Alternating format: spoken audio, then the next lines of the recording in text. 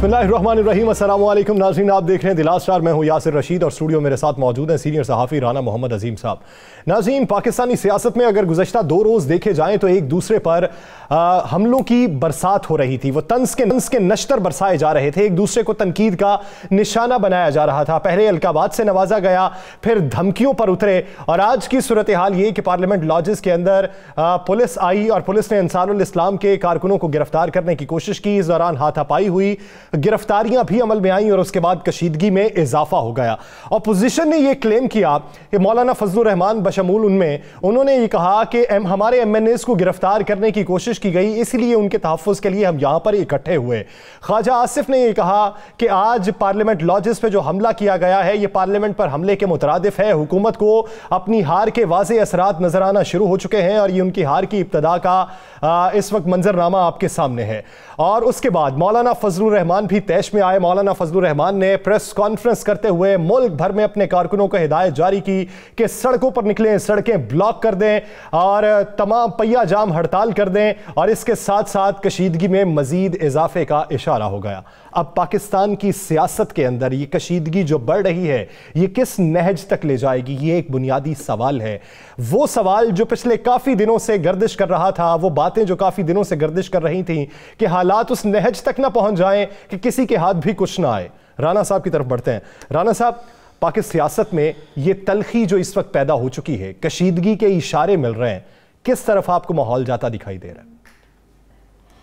देखिए, बिस्मिल्लाहिर्रहमानिर्रहीम, अस्सलातु वस्सलामु अलैका या सय्यदी या रसूल अल्लाह, अस्सलातु वस्सलामु अलैका या सय्यदी या हबीबल्लाह। या सर, आप एक चीज़ बताना भूल गए कि आज पाकिस्तान की वो मुअज़्ज़ज़ पार्लियामेंट जिसके अंदर पाकिस्तान की तकदीर के फ़ैसले होते हैं, जहाँ पर अरकान असम्बली जो हैं उन्हें चुनाव से लेकर कवानीन बनाने तक ये सारे इख्तियारात दिए जाते हैं, आज उस पार्लियामेंट के अंदर एक मजहबी तंजीम का एक दस्ता, अंसारुल मुजाहिदीन नाम है ना उनका, जी जी, वो किस तरह आ गया? अंसारुल इस्लाम, सॉरी, अंसारुल इस्लाम, वो किस तरह आ गया? ये सारी खराबी कहाँ से पैदा हुई? और वहाँ पर उन्होंने बाकायदा परेड की, उन्हें कहा गया कि ये पार्लियामेंट के अंदर अरकान असम्बली की हिफाजत के लिए है, यही कहा गया ना जी। असल बात यह है कि उनको वहां तक पहुंचा, वो पहुंचे वहां तक, वहां पर जाके वो बैठे, ये पार्लियामेंट लार्जिस पे बैठते हैं, वो अपनी एक वर्दी पहन के आते हैं, वहां पे आके वो परेड करते हैं, वो कहते हैं ये अपने पार्लियामेंट अरकान पार्लियामेंट की हिफाजत के लिए आए हैं। आपको पता है उसका इंटरनेशनल पैगाम क्या गया? पूरी दुनिया में यह पैगाम गया कि जैसे पाकिस्तान के रियासती इदारे नाकाम हो चुके हैं, पाकिस्तान की फोर्सेस नाकाम हो चुकी है, और किसी मजहबी जमात के एक विंग जो है वो पार्लियामेंट हाउस के अंदर हिफाजत करने के लिए चला गया है। इसका बड़ा एक नेगेटिव गया। पहले आप पर FATF में बेइंतहा पाबंदियां हैं, पहले आपके ऊपर क्या इल्ज़ामात लगते हैं, पहले आपको इंतहा पसंद कहा जाता है, पहले आपके मुल्क के हवाले से बाहर जो यूरोपीय यूनियंस हैं, बाकी दीगर ममालिक हैं, वो क्या प्रोपेगेंडा करते हैं। और इस चीज़ को, या सर, इस चीज़ को भारतीय मीडिया ने, इंटरनेशनल मीडिया ने इतना दिखाया कि उसके बाद मुझे साहब, आपने भारत का जिक्र किया, DGI-SPR की आज प्रेस कॉन्फ्रेंस काफी अहमियत की हामिल थी।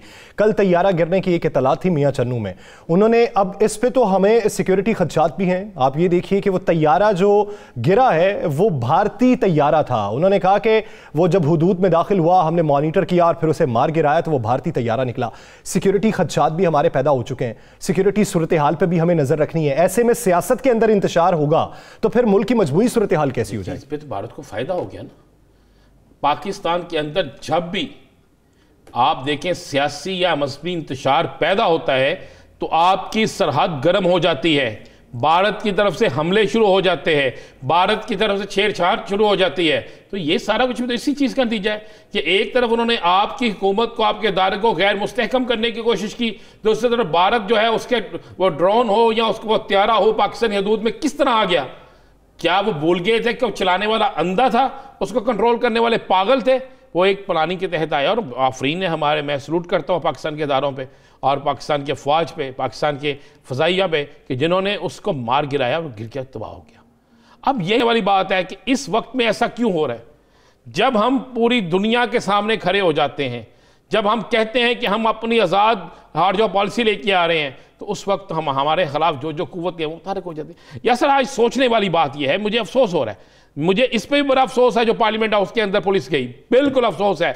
लेकिन मुझे इस पर भी बड़ा अफसोस है कि कोई सियासतदान चाहे अपोजिशन जमातें क्यों नहीं बोली कि यहां पर एक मजहबी जमात के विंग का क्या काम है। क्या पार्लियामेंट हाउस के अंदर उनका काम था? क्या वहां पे कोई जलसा हो रहा था? पार्लियामेंट लार्जिस में वो क्या करने गए? पार्लियामेंट लार्जिस के अंदर क्या था उनका? मौलाना ने मुख्तलिफ मौक़िफ़ अपनाया। इत्तलात ये हैं कि वो पहले से वहां पर मौजूद थे। मौलाना मौक़िफ़ ये अपनाते हैं कि हमारे MNAs को गिरफ्तार करने की इत्तलात थी, इसलिए उनके तहफ़्फ़ुज़ के लिए हमारे ये जो लोग हैं ये वहां पर पहुंचे। इसका मतलब है फिर हर सियासी जमात जो है वो कानून को अपने हाथ में लेगी। आप कुछ अरसा पहले तहरीक लब्बैक पाकिस्तान पर क्या इल्ज़ाम लगाते थे? यही इल्ज़ाम लगाते थे ना। तो आज आप पार्लियामेंट हाउस के अंदर क्या कर रहे हैं भाई? अगर वो पहले से मौजूद थे, क्यों मौजूद थे? क्या कानून में इसकी इजाज़त है? क्या ये मामला इसका मतलब है कि ये प्लानिंग थी कि कोई आएगा हम इस तरह नहीं इस तरह करेंगे? पार्लियामेंट लार्जिस में अगर उनके रूप में कोई और चला जाता और खुदा न हादसा कोई वाक़या हो जाता, उसकी जिम्मेदारी सारी रियासत पे आनी थी। या सर मुझे जो चीज़ नज़र आ रही है ना, पाकिस्तान के अंदर सियासत के अंदर जो मामला चल गए हैं, कल वज़ीर आज़म पाकिस्तान ने जो अल्फाज अदाप्ट किए कराची में वो नहीं करने चाहिए थे। एक वज़ीर आज़म को वो ज़ेब नहीं देते। उसके बाद जो आज बिलावल ने गुफ्तगू की वो भी नहीं करनी चाहिए थी, वो भी ज़ेब नहीं देती। उसके बाद मौलाना फजल रहमान ने परवेज़ खटक साहब के भाई की शमूलियत के मौके पर जो अल्फाज इस्तेमाल किए आपने सुने थे ना, जी जी, वो भी इस्तेमाल करने नहीं। यानी आप ये देखिए कि रफ्ता रफ्ता तलखी इतनी बढ़ती जा रही है कि बाद धमकियों से अब अमली शक्ल इख्तियार करती जा रही है। और मुझे जो खदशा नज़र आ रहा है, जिस तरह आप तहरीक इंसाफ ने डी चौक में जलसे का ऐलान कर दिया, उन्होंने कहा कि पाकिस्तान की सियासी तारीख का सबसे बड़ा जलसा होगा, तो इसका मतलब है सियासत पे मुझे वो शेख रशीद की चीज़ याद आ रही है, बल्कि मैं ख़ुद भी प्रोग्रामों में कह चुका हूँ कि किसी के हाथ कुछ नहीं आएगा। यस सर, अवाम बेजार हो चुकी है, अवाम तंग आ चुकी है इन खोखले नारों से। अब मुझे बताएं 4, 5, 6 रोज़ से टीवी पे सुबह से लेकर शाम तक जो प्रेस कॉन्फ्रेंस हो रही है, इधर से हो या उधर से हो, मैं दोनों तरफ से कह रहा हूँ, किसी में अवाम की बात की जा रही है, किसी में महंगाई की बात की जा रही है, किसी में अवाम का खून पसीना जो निचोड़ा जा रहा है उसकी बात की जा रही है। बात क्या की जा रही है? जनाब हमारे इतने हो गए, हम इसके इतने हो गए, हमने इसको तोड़ लिया, हमने इसको तोड़ लिया। रात को एक किसी से मिलता है, सुबह किसी से मिलता है, दोपहर में किसी को मिलता है। तमाशा लगा हुआ है, हर सियासी जमात में एक तमाशा लगाया हुआ है। और इस सियासी जमातों के तमाशों में अवाम बेचारी जो है वो एक खिलौना बनी हुई है। या सर अब मुझे बताएं, मौलाना साहब के ऐलान के बाद पाकिस्तान अगर जैम हो जाता है, पाकिस्तान की मौशत कहाँ जाएगी? इससे सबसे ज़्यादा खुशी की लहर कहाँ दौड़ेगी? भारत में। कहाँ जाएगी? इसराइल में। कहाँ खुशी होगी? उन तमाम कुव्वतों को खुशी होगी जो पाकिस्तान के अंदर खुशहाली नहीं चाहते, जो पाकिस्तान के अंदर इस्तेकाम नहीं चाहते। भाई अदम एतमाद है, उसकी तहरीक पेश हो गई, इंतज़ार करें, हुकूमत भी इंतज़ार करे, अपोजिशन भी इंतज़ार करे। आपको पास एक आइनी टाइम वक्त मौजूद है, उस वक्त के मुताबिक जब पेश होगी, जिसके पास वोट ज़्यादा होंगे वो जीत जाएगा। पर एक सिंपल सा चीज़ है, अब इसमें आप आज से सड़कें बंद हो गई, आज से रोड बंद हो गए, आज से एक नया तमाशा शुरू हो गया। भारत को मौका मिल गया, एक उसने कोशिश की, नाकाम हो गई, दूसरी फिर वो कोशिश करेगा, तीसरी फिर वो कोशिश करेगा। उसके लोग मसाजिद में जाके धमाके कर रहे हैं, उसके पे रोल पे जो लोग हैं जो उसके जिनको वो सहूलतकारों को इस्तेमाल करता है, वो पाकिस्तान के अहम तरीन अदारों के लोगों पर हमले कर रहे हैं। अफवाज पाकिस्तान पर हमले हो रहे हैं, पुलिस पे हमले हो रहे हैं, FEC पे FC पे हमले हो रहे हैं। तो इसके बाद क्या चीज़ रह जाती है? और हम अंदर से लड़ रहे हैं और कमज़ोर करें। यार आज का दिन जो है ना पाकिस्तान की तारीख का बड़ा इसे आज के दिन को योम स्याह कहना चाहिए कि हमारी पार्लियामेंट के अंदर पुलिस भी दाखिल हो गई, और पुलिस से पहले ये जो फुटेज देख रहे हैं हमारी पार्लियामेंट के अंदर, जनाब वो आपने एक तंजीम जो है, और वो तंजीम जिस पर पहले बैंड लगाने की सवाल सबसे ज्यादा वहां पे बनते हैं कि जब ये अंदर दाखिल हो रहे थे, सिक्योरिटी पे तैनात जो शख्स थे, जो एहलकार थे, सवाल तो वहां पे पैदा होता है ना कि अंदर फिर किसके हुक्म पे दाखिल किया? कौन रोकेगा? अगर वो रोक लेते, मुझे एक बात बताएं, अगर किसी को पकड़ा तो आपने गिरेबान पकड़ लिया, अगर किसी को रोका तो आपने कहा हम तोड़ देंगे। मैं अभी एक MNA साहब की गुफ्तगू सुन रहा था सोशल मीडिया पे, जो कह रहे थे मारो इन्हें, इनकी वीडियो बनाओ सारे, ये किस तरह पार्लियामेंट हाउस के अंदर आ गए। ये क्यों नहीं कह रहे कि वो किस तरह पार्लियामेंट हाउस के अंदर आ गए? ये क्यों नहीं कह रहे वो पार्लियामेंट लार्जिस में क्यों आ गए वो लोग जिनको नहीं आना चाहिए था? सवाल है कि अगर एक अपोजिशन लीडर, एक अपोजिशन रहनुमा, ये एक MNA की गाड़ी में 6 लोग बैठ के आते हैं और सिक्योरिटी गार्ड उन्हें रोक के पूछता है, तो सुबह वो मुअत्तल हो जाएगा, शोर मचेगा कि जनाब आपने हमें क्यों रोका, क्या ये मुकद्दस गायें हैं? मुझे बताएं ना, क्या ये मुकद्दस गायें हैं? क्या है ये? इसका जवाब कौन देगा यासर साहब? हम ये तो कह रहे हैं सारा कुछ हो गया, लेकिन वो जिस पुलिस वाले को मार पड़ी है वो भी तो जुल्म है। जिस पार्लियामेंटेरियन को मारा गया है, जो ख्वाजा साद रफीक साहब का पांव जख्मी है, ये भी जुल्म है।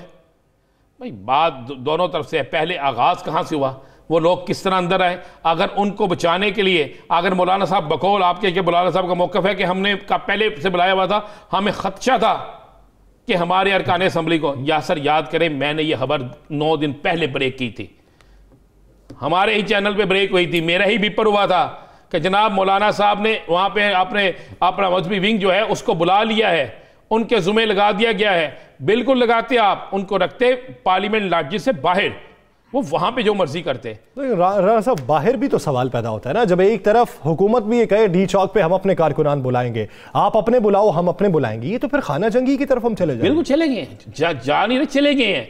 इन तकारीर के बाद आपके कारकुन पुरअमन रहेंगे? इन तकारीर के बाद आप ये कहें कि अमन रहेगा? मुमकिन नहीं है।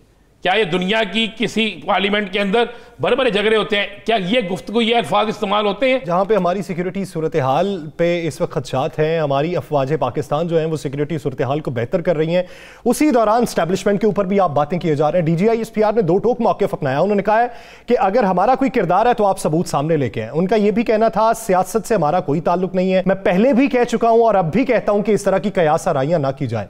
जब आप किसी तीसरे फरीक को जानबूझ के घसीटने की कोशिश करें, उसके मुतल्लिक बातें करते रहें, अपनी सियासत को परवान चढ़ाते रहें, फिर सियासी नजरिया क्या होगा? मुझे एक बात बताएं, पाकिस्तान रियासत जो होती है ना, अफवाज पाकिस्तान, वो हमेशा हुकूमत के साथ होती है। कभी किसी मुल्क में ऐसा नहीं होता कि उस मुल्क की फौज उस हुकूमत के खिलाफ हो, ऐसा मुमकिन नहीं है। लेकिन वो उस हुकूमत के साथ उतने वक्त तक होती है जो काम आइन और कानून के मुताबिक हो। वो आइन और कानून से हट के किसी काम में वो उनकी हिस्सेदार नहीं होती। और जब मुख्तलिफ सियासतदान इल्ज़ाम तराशी शुरू करें, इल्ज़ाम लगाना शुरू करें और अपने ही अदारों को मुतनाज़ा बनाने की कोशिश करें, तो फिर आपको सोच लेना चाहिए कि वो किसके एजेंडे पे काम कर रहे हैं। और आज जो पार्लियामेंट लाजिस में हुआ है, इसका हमें सोचना पड़ेगा। कि आपको पता है यासर, मैं आखिरी बात कर दूं कि इसका इंटरनेशनल हमारा पैगाम क्या गया है, पूरी दुनिया में हमारे पैगाम ये गया है कि पाकिस्तान में इंतहा पसंदी इंतहाई अरूज पे है, और अब इंतहा पसंदी जो है, इंतहा पसंद कुव्वतें जो हैं, वो पार्लियामेंट लाजिस और पार्लियामेंट के अंदर मौजूद है। ये पैगाम किया, इंतहा पसंदी उरूज पर है। हम दुनिया को पैगाम क्या दे रहे हैं? क्या हमारा सॉफ्ट इमेज दुनिया के सामने जा रहा है या हमारा हार्ड इमेज जा रहा है? अगर हार्ड इमेज है तो उसका नुकसान किस किस को भुगतना होगा, कितने अरसे भुगतना होगा, ये सोचना सबको चाहिए और ये सोचना सबका फर्ज भी है। नाज़रीन, सियासी मंजरनामे में मजीद भी बात करेंगे, लेकिन एक शॉर्ट ब्रेक के बाद कहीं नहीं जाएगा। Stay with us.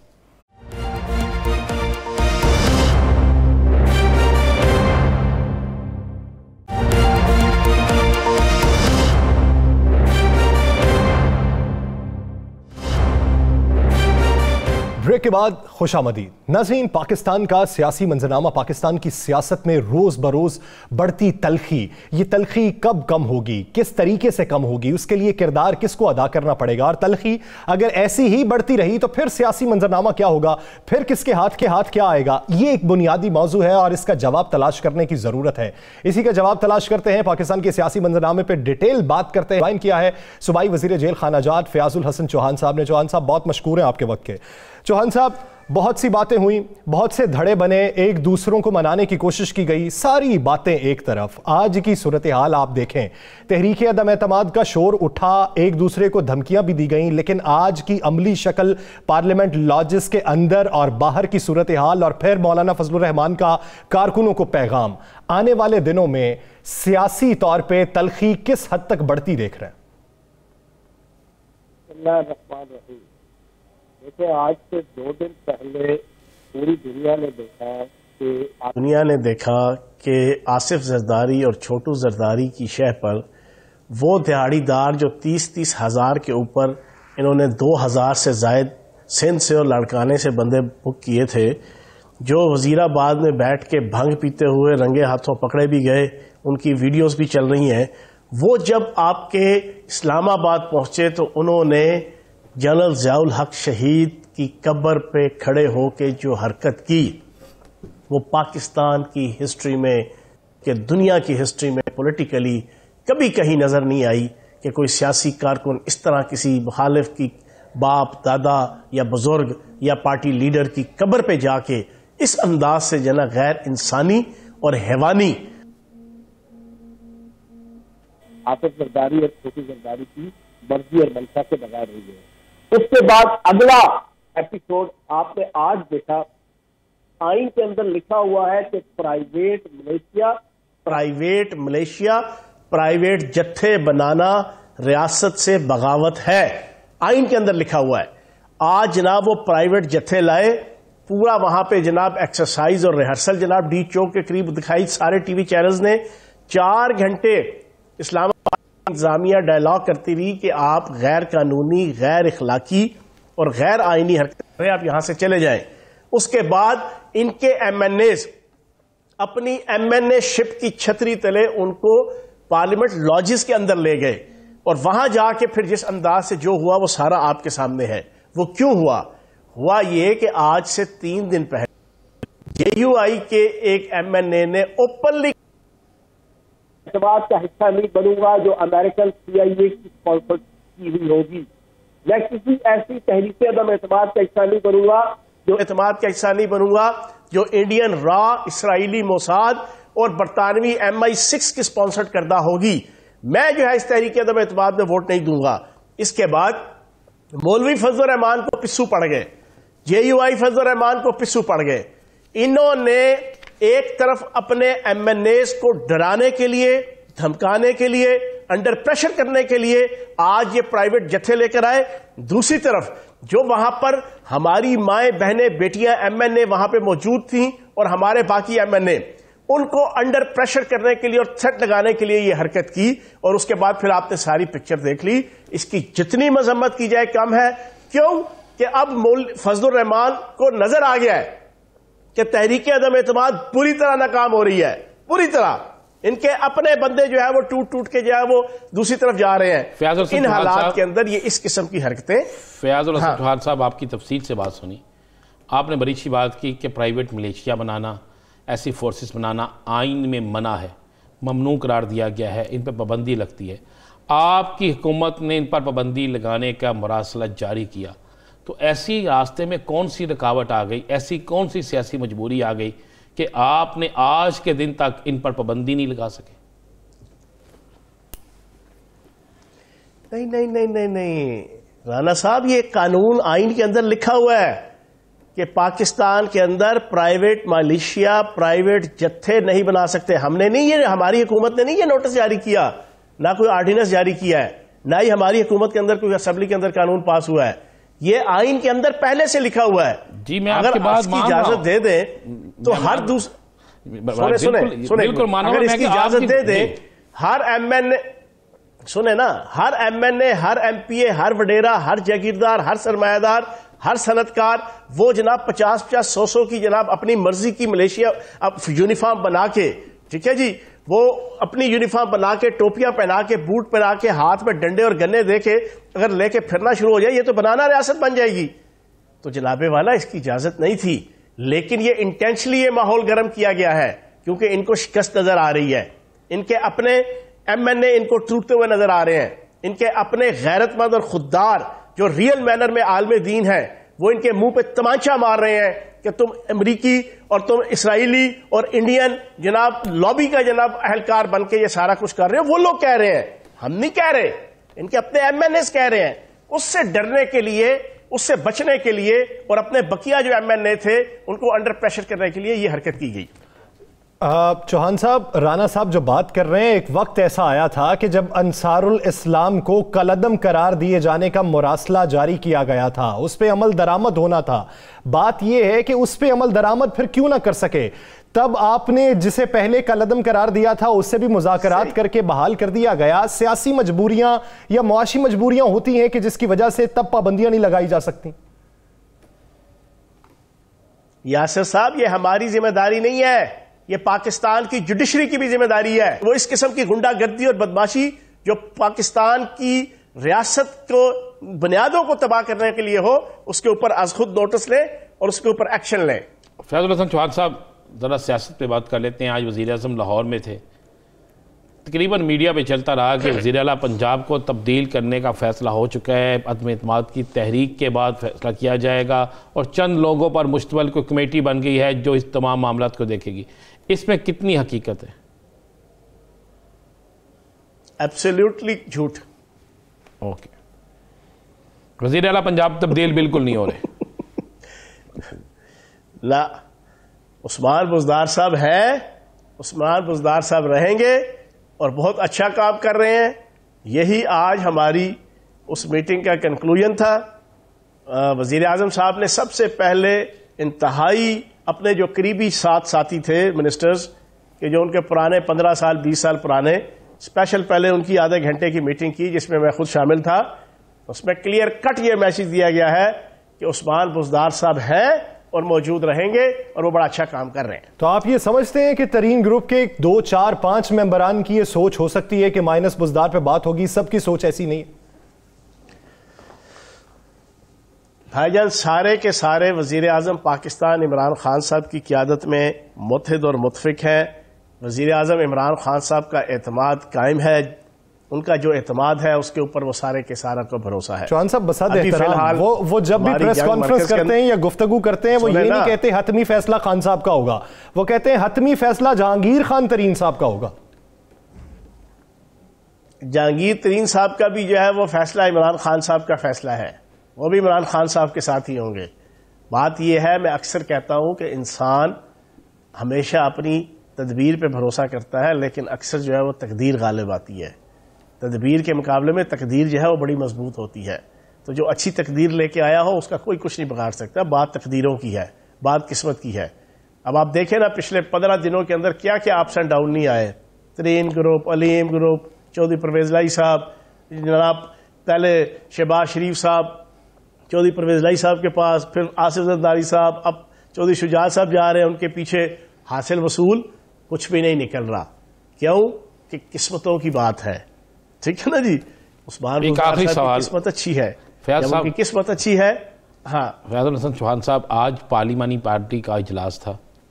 आपके जो वज़रा वज़ीर आज़म साहब की ज़ेर सदारत होने वाले पार्लिमानी पार्टी के इजलास में नहीं आए, उनके हवाले से क्या फैसला हुआ?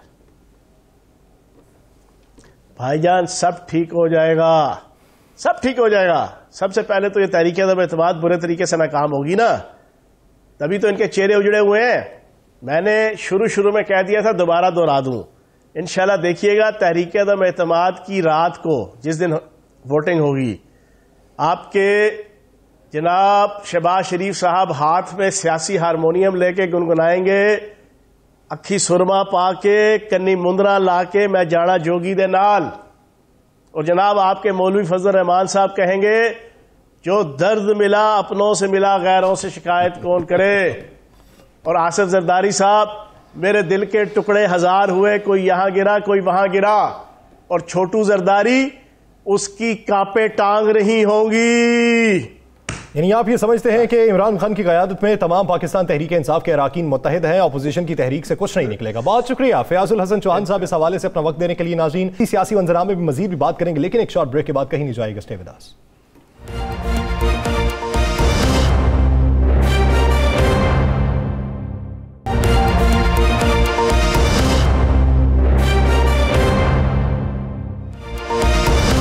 ब्रेक के बाद एक बार फिर से खुशामदीद। नाज़रीन, पाकिस्तान की सियासत में जो तलखी पैदा हो रही है, इसको हुकूमत किस तरीके से रोकेगी? खाना जंगी की सूरत हाल जो पैदा हो रही है वो किसकी जानिब से की जा रही है?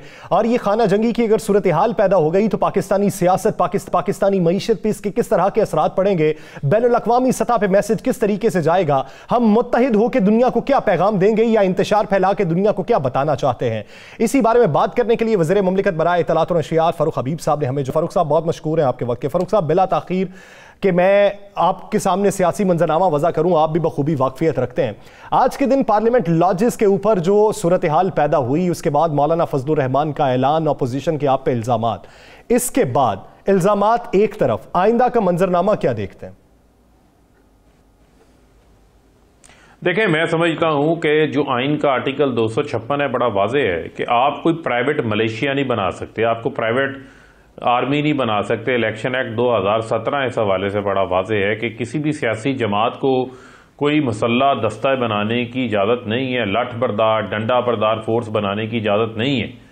ये मुझे बताएं कि वो पार्लियामेंट लॉजेस जहां पर अरकान असम्बली रहते हैं, ख़वातीन अरकान असम्बली रहती हैं, अरकान असम्बली की फैमिलीज़ वहाँ पर होती हैं, उनके बच्चे वहाँ पर होते हैं, उनकी सारी फैमिलीज़ ख़वातीन वहाँ पर होती हैं, वहाँ इन्होंने चढ़ाई की हुई थी, वहाँ इन्होंने एक खौफ व हरास की फ़ज़ा पैदा की हुई थी, और बग़ैर एंट्री के, बग़ैर इजाज़त के पार्लियामेंट लॉजेस में ये कैसे जा सकते हैं? कैसे इजाज़त दी जा सकती है? कल को हर शख्स अपने मसल्ला लोगों को लेकर लॉजेस के अंदर आ जाएगा और किसी की सिक्योरिटी वहाँ पर नहीं होगी। तो बुनियादी तौर के ऊपर पुलिस ने मुज़ाकरात किए, मुज़ाकरात इन्होंने नहीं बंदे हवाले किए, पुलिस को एक्शन लेना पड़ा ताकि अमन अमान की सूरत हाल को वहाँ पर बिल्कुल ठीक किया जाए, खौफ व हरास ख़त्म किया जाए। और मैं समझता हूँ कि ये आगे उनकी ढाल बन के आ गए फजलुर रहमान। इन्होंने सोचा क्या हुआ है कि पाकिस्तान का कानून जो है वो उसके ऊपर कोई अमल दरामद ना हो, जो ये चाहेंगे वही होगा। ऐसा नहीं होगा, कानून जो है वो हरकत के अंदर आएगा। और मैं ये समझता हूं कि ये जान लें कि इनको किसी किस्म की कोई गुंडागर्दी, किसी किस्म की कोई दहशत फैलाने की जो है वो लठ बरदार मुसल्ला दस्तों के जरिए जो है वो कोई इजाज़त नहीं दी जाएगी, नहीं इजाज़त दी जाएगी। लेकिन ये लठ बरदार जिसे आप मलेशिया करार दे रहे हैं, जिसे आप कह रहे हैं गुंडे करार दे रही हैं, या जिसे कह रही हैं फोर्सेस आई, भाई इस पे तो आपने आज़ादी मार्च के वक्त एक मुरासला बनाया था इस पर पाबंदी लगाने का। आज़ादी मार्च हुए भी आप 2 साल से ज़्यादा हो गए, तो क्या हुकूमत सो रही थी? फ़ारूक साहब, हुकूमत को क्या मजबूरी थी उस वक्त, क्यों नहीं पाबंदी लगाई? देखिए, बुनियादी तौर के ऊपर तो हमने उस वक्त भी जो है वो ये मामला उठाया था, लेकिन ठीक है, आपकी एक अगर आपने कोई जलसे के हवाले से, किसी प्रोग्राम के हवाले से आपके रजाकार इकट्ठे होते हैं चेकिंग के लिए, वो आप एक रजाकाराना टीम एक बनाते हैं, लेकिन अगर आप मुसलसल कहें कि आप बाकायदा तौर के ऊपर इनकी ट्रेनिंग करेंगे, मलेशिया बनाएंगे, उसके ऊपर आप प्रॉपर जो है वो उनकी ट्रेनिंग करके उनको जो है वो हमलावर होने की जो है वो ट्रेनिंग देंगे, तो फिर तो कार्रवाई होगी। और पार्लियामेंट लॉजिस तो पहले ही ऑलरेडी पुलिस की सिक्योरिटी होती है, वहां पर किस चीज की सिक्योरिटी की जरूरत है? चले, अगर पुलिस की सिक्योरिटी होती है, बात यहीं से ले लेते हैं। पुलिस की ये चेयरमैन सेनेट के एक मिनट कैसे घुस गए? एक मेरा सवाल ले लेना यासिर, मैं आता हूं उस पर। मुझे आप ये बताएं, जो ये प्ली लेते हैं, मुझे आप बताएं, चेयरमैन सेनेट के खिलाफ अदम एतमाद लेकर आए थे, कितने सेनेटर अगवा हो गए थे?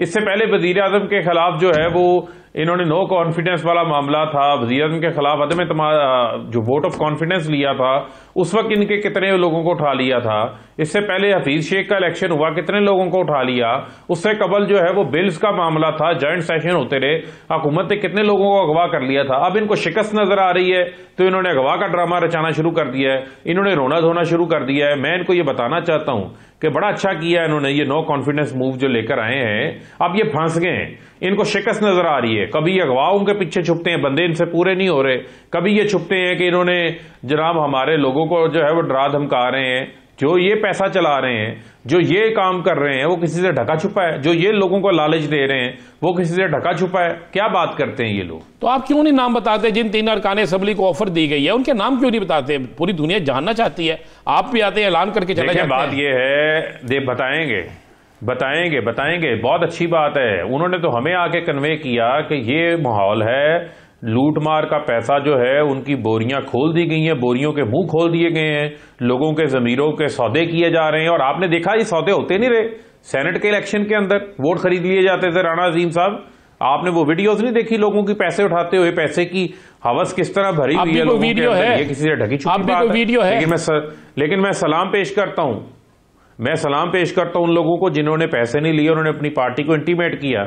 इससे कबल आपको यूसुफ रजा गिलानी के इलेक्शन का याद नहीं है कि उनके साहबजादे खरीदो फरोख्त करते फिर रहे थे? ये कोई ढकी छुपी चीजें हैं। ये तो अपना लूट मार और जेलों से बचने के लिए, एहतसाब से बचने के लिए हर हद तक को जाने के लिए तैयार हैं। मेरा सवाल वहीं पे मौजूद है, टेलीफोन पे आपको याद है लोगों को जजेस को फैसले लिखवाया करते थे। ये मामला अंदर तक जा ही नहीं सकता था, यानी इसमें किसी ना किसी ने तो सहूलतकारी की कि वो अंदर गए और मामला बिगड़ा। नहीं, सहूलतकारी इनके पार्लियामेंटेरियंस ने की है। देखें, बात यह है कि वहां पर जितनी सिक्योरिटी के लोग होते हैं उनको गाड़ियों में छुपा के MNAs की ये अंदर लेके गए हैं। वहां पर इन्होंने जो सिक्योरिटी है, सिक्योरिटी को भी इन्होंने झांसा दिया, अंदर लोगों को गाड़ियों की डिग्गियों के अंदर लोगों को पीछे बिठा के छुपा के उनको अंदर लेके गए हैं सिविल वर्दियों में। बाद में उनको यूनिफॉर्म प्रोवाइड किए गए, जो ये अंदर पहले से लेके गए थे उनको यूनिफॉर्म प्रोवाइड किए गए हैं। लेकिन हम फिर भी जो है वो इसकी तहकीकात करेंगे। आपको क्या लगता है ये इकट्ठे हो गए कुछ जुलूस की शक्ल में आए हैं? ऐसे आते तो इनको रोक लिया जाता, लेकिन इसकी भी इंक्वायरी होगी। अगर किसी जगह के ऊपर कोई जिम्मेदार होगा उसके खिलाफ कार्रवाई भी होगी। फरख हबीब साहब, तहरीक-ए-इत्तेमाद आपके जमात का कहना है कि फौरी तौर पर पेश की जाए। स्पीकर आपके हैं, स्पीकर से आपकी बात हुई कि कब तक तहरीक-ए-इत्तेमाद जो है वो उसके लिए इजलास बुला लिया जाएगा? देखें, बात यह है कि इसके ऊपर तो फैसला जो है वो स्पीकर साहब ने करना है। जब मुमकिन होगा उसके ऊपर वो फैसला कर लेंगे।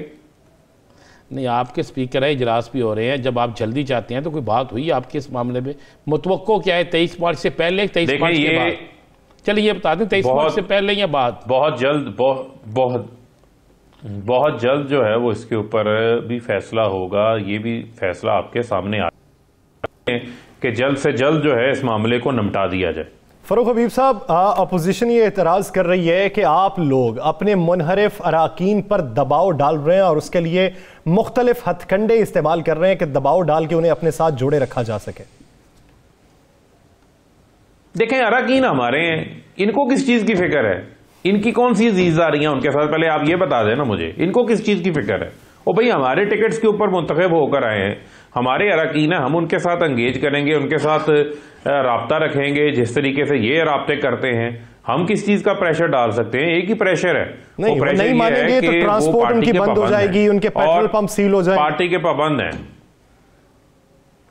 देखें, बात यह है, आर्टिकल 63A डिफेक्शन क्लॉज भी मौजूद है। अब ये जितना मर्जी शोर डालते रहें, किसी का पंप बंद हो जाएगा, किसी की ट्रांसपोर्ट बंद हो जाएगी। बात यह है कि यहां पर लोग इमरान खान की टिकट के ऊपर जीत के आए हुए हैं। 1,70,00,000 वोट लोगों ने इमरान खान को दिए हैं। ये मेरा वोट भी इमरान खान की इमानत है। जो मुझे लोगों ने वोट दिए थे वो इमरान खान की वजह से दिए थे। लिहाजा मैं समझता हूं कि किसी किस्म का कोई हमारा कोई रुकन मुहर्रफ नहीं है। इसके अलावा जो है लोग हमारे साथ खड़े हैं। अपोजिशन को बुरी तरह नाकामी का सामना करना पड़ा। फरह हबीब साहब, कितने मुस्लिम लीग नून या पीपल्स पार्टी के MNA अभी तक इमरान खान से मुलाकात कर चुके हैं? वज़ीर आज़म साहब से कोई मुलाकात आज सुना लाहौर में भी हुई है? देखिए, बात यह है कि हमारे आज भी उनके काफी सारे जो है वो मुनहरफ सूबाई असम्बली के अरकान आए हुए थे, और मैं समझता हूं कि लोग इनके साथ नहीं है। MNA कितने लोगों को पता है भाई, उनको पता है MNA कितने हैं जो आपसे मिल चुके हैं? राणा साहब सुने, राणा साहब आपको सारी फिगर्स मिलेंगी। अदम एतमाद वाले दिन इनको जो है वो वोटिंग के लिए अपने बंदों को बुलाने दें, आपको सारी कैलकुलेशन आपके पास आ जाएगी कि उस दिन अपोजिशन के कितने लोग गैर हाजिर होते हैं। लेकिन मुझे आप ये बताएं, ये हमजा शहबाज आज कह रहा था कि इमरान खान अमेरिका को एब्सोल्युटली नॉट कह रहा है। और यार, ये जूते पॉलिश करते रहेंगे, ये गुलामाना सोच है इनकी। आप ये देखें, हम क्या अपने अड्डे दे दें? आप जिस तरह ड्रोन हमलों के ऊपर शोर अपना खामोश रहे, 400 ड्रोन हमले हो गए जरदारी और नवाज शरीफ के दौर के अंदर। आप लोगों की पर्चियां वहां गुम हो जाती थी। क्यों डरते हो? क्यों आप पाकिस्तान की सालमियत के लिए खड़े नहीं होते जिस तरह इमरान खान खड़ा हो गया है? उसकी वजह यह है कि इनका लूट मार का पैसा बाहर पड़ा हुआ है। उनको एक एक चीज पता है। आज जिस तरह आपके इल्म में होगा कि रशिया की जंग के बाद जो पाबंदियां लगी हैं, तो रशियंस का जितना पैसा बाहर पड़ा था उनके अकाउंट्स फ्रीज हो रहे हैं। इनको भी पता है ये कभी आजादाना खारजा पॉलिसी बना ही नहीं सकते, कभी ये स्टैंड ही नहीं ले सकते, क्योंकि इनका पैसा बाहर पड़ा है। इन्हें पता है कि जब ये बात करेंगे इनका पैसा जब्त हो जाएगा। इमरान खान ने तो कोई लूट मार, उसमें उसकी जायदादें तो बाहर नहीं पड़ी, लिहाजा वो बेखौफ खतर पाकिस्तान के मुफाद का मुकदमा दुनिया में लड़ता है, उम्मत मुसलमान का मुकदमा लड़ता है, नामुस रसालत का मुकदमा लड़ता है, एब्सोल्युटली नॉट कहता है। अगर जो सफीर है यूरोपियन यूनियन के, तो सफारती रात छोड़ के प्रेस रिलीज जारी करते हैं, मीडिया में जाते हैं, जो पूरी दुनिया में कहीं नहीं होता, जो पूरी दुनिया में कहीं नहीं होता, उनको भी आईना वजीर आज़म इमरान खान दिखाता है। और आज 21 यूरोपियन पार्लियामेंटेरियंस ने मोदी को खत लिखा है। राणा अजीम साहब, ये दुनिया खड़ा होने शुरू हो गई है। जो सदर पुतिन है उन्होंने इस्लामोफोबिया के ऊपर बयान दिया, जिक्र छेड़ा, तो आने वाले दिनों में भारत की जानिब से हमें क्या खतरा हो सकता है कॉन्फ्रेंस आई कि जब DGISPR प्रेस कॉन्फ्रेंस में बताते हैं कि हमने एक भारतीय तैयारा मार गिराया है, तो आने वाले दिनों में सिक्योरिटी के हवाले से हमारा मैकेनिज्म क्या होगा? भारत से हमें खतरा क्या हो सकता है ऐसे वक्त में कि जब सियासी इंतशार पाकिस्तान में पैदा हो चुका है? देखें, हमारी जो पाकिस्तान के जो सिक्योरिटी फोर्सेस हैं, फ़ौज पाकिस्तान है, पाक फ़ौज है, पाक फ़ज़ाइया है, पाक बहरिया है, हमारे इंटेलिजेंस इदारे हैं, ये हमारे लिए काबिल फ़ख्र हैं, इनकी सलाहियतें हैं। और प्राइम मिनिस्टर साहब ने बिल्कुल इस हवाले से क्लियर कट डायरेक्शंस दे रखी हुई हैं कि मुल्क की सालमियत के ऊपर किसी किस्म की कोई सौदेबाजी नहीं होगी। और प्राइम मिनिस्टर की क्लियर डायरेक्शंस है, कोई भी ऐसा मामला होगा तो रिटेलिएट करने का सोचेंगे नहीं, रिटेलिएट करेंगे, जो हमने करके दिखाया था। यहां पर इनकी कांपे टांगना शुरू हो जाती थी, आपको याद होगा, कांपे टांगती थी ना राणा अजीम साहब इनकी, जब ये चले गए थे वहां पर जाकर, जब कारगिल का मामला था, जाके पांव पकड़ लिए थे इन्होंने सदर क्लिंटन के, आपको याद होगा उस वक्त। अब वो मामला नहीं है, दो जहाज इमरान खान के हुक्म के ऊपर गिराए गए आप एक डी और चौक भारत को मुंह तोड़ जवाब दिया गया था। डी चौक में जलसा करने जा रहे हैं, ये जलसा तहरीक के अदम इत्माद वाले दिन होगा, उससे पहले होगा, क्या प्रोग्राम है, शेड्यूल में क्या है ये? देखें, बात यह है कि प्राइम मिनिस्टर इमरान खान को दुनिया भर से जहां जहां उनके चाहने वाले हैं, नया पाकिस्तान के जो हमायती हैं, वो पूरी अवाम जो है वो वज़ीर आज़म साहब को अपनी सपोर्ट का इजहार कर रही है, लोग आना चाहते हैं। और आप इसकी तारीख का तयन भी हो जाएगा, लेकिन यह अदम एतमाद से कबल होगी। और आपने पाकिस्तान के अंदर इतना बड़ा तारीखी सियासी इज्तिमा जलसा आपने आज से पहले नहीं देखा होगा। तहरीक इंसाफ ने पाकिस्तान के अंदर बड़े बड़े सियासी इज्तिमात किए हैं, हम उसी अपने ही सियासी रिकॉर्ड्स का जो है वो रिकॉर्ड तोड़ेंगे और आप देखेंगे एक बड़ा सियासी जो है वो इज्तिमा होगा। तहरीक अदम एतमाद से पहले डी चौक में एक बड़ा जलसा होगा जो पाकिस्तान तहरीक इंसाफ के प्रीवियस रिकॉर्ड भी तोड़ देगा। बहुत फारूक हबीब साहब इस हवाले से अपना वक्त देने के लिए। नाज़रीन, इसी सियासी मंजरनामे में मजीद भी बात होगी, लेकिन एक शॉर्ट ब्रेक के बाद कहीं नहीं जाएगा। Stay with us.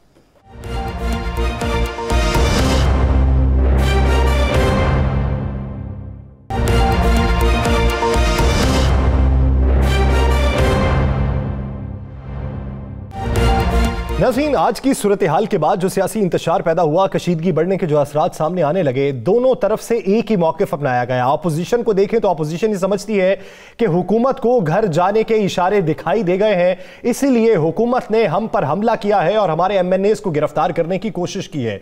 दूसरी जानिब हुकूमत का मौक़िफ़ यह है कि अपोजिशन को अपनी हार दिखाई दे रही है, इसीलिए उसने वावेला और कशीदगी की सियासत की राह अपनाई कि यह हमारे लिए राह फरार अच्छी हो सकती है। देखिए ये कि दोनों तरफ के मौक़िफ़ में अपनी पुरएतमादी है और दूसरे को डिग्रेड किया जा रहा है कि दूसरे के नंबर्स कम हैं। दोनों तरफ की पुरएतमादी, इसके पीछे वजूहात क्या है, कौन सी मंतिक है, कौन सा तुरप का पता है जो दोनों के हाथ में है, या दोनों तरफ से ही माइंड गेम्स की जा रही है और अभी किसी के हाथ में कुछ नहीं है। राणा साहब की तरफ बढ़ते हैं। राणा साहब, वज़ीर आज़म कहते हैं तहरीक अदम ताकाम हुई तो मैं सबका हिसाब चुकता कर दूंगा। अपोजिशन कहती है घर जाने के इशारे इन्हें दिखाई दे गए। दोनों तरफ से इतनी पुरएतमादी, क्या सबको बेवकूफ बनाया जा रहा है? मैं आपको आज ना बचना ब्रेकिंग दे दूं, एक बड़ी ब्रेकिंग। 4 MNA पंजाब से, 4 MNA कराची से, 2 MNA KPK से। ये हुकूमती 10 MNA हैं जिन पर हुकूमत की तरफ से निशान लगाया गया है कि ये हुकूमत के खिलाफ अपोजिशन के कैंप में जा सकते हैं। सही। आज परवेज़ खटक के भाई ने जब शमूलियत का ऐलान किया तो उसके बाद मौलाना फजल रहमान से गुफ्तगू में उन्होंने कहा जी मैं आपको 2 MNA तोहफे में दूंगा। अब वो देते हैं या नहीं देते मैं आपको ये बात बता रहा हूँ। ये 10 लोग हैं जिस पर काम किया है अपोजिशन ने। अब हुकूमत ने क्या किया है? अपोजिशन दावे करती थी 190। मैं बता रहा हूँ अब हुकूमत ने क्या किया है कि हुकूमत ने इन 10 अफराद को माइनस भी करके अपना काम शुरू कर दिया। आज वज़ीर आज़म से लाहौर में मुस्लिम लीग नून के MNAs की मुलाकात हुई है। किस गेट से वो दाखिल हुए, किस तरीके से मुलाकात हुई, क्या यकीन दहानी कराई, वो सारा कुछ चंद दिनों में सामने आ जाएगा। लेकिन ये आपको मोहम्मद सदका बात, यानी उनके अगर 10 ही हों तो वो 10 माइनस कर दें तो अपोजिशन के 3 से 4 चाहिए उन्हें। ठीक है, उसके बाद आप आगे आ जाए। इन्होंने अपने एक इत्तेहादी को भी वक्ती तौर पर माइनस किया हुआ है कि अगर इत्तेहादियों की तरफ से इतने वोट कम हो तो हमने क्या करना है। इशारा बता दें। नहीं, एक सूबे का तो इशारा देखें, उन्होंने कुछ 6 से 7 MNAs, एक इत्तेहादी इनका ऐसा है कि जिसके MNAs की तादाद जो है आधी तादाद इनके साथ है, आधी तादाद अपनी क़यादत के साथ है। अभी उनकी तरफ से इनकार नहीं है तो इकरार भी नहीं है। और आज मैं आपको ये भी बता दूं, उनकी अपनी जमात भी के अरकीन भी एक दूसरे पे हाँ एतमाद जी नहीं बिल्कुल ठीक, बस आप समझ गए।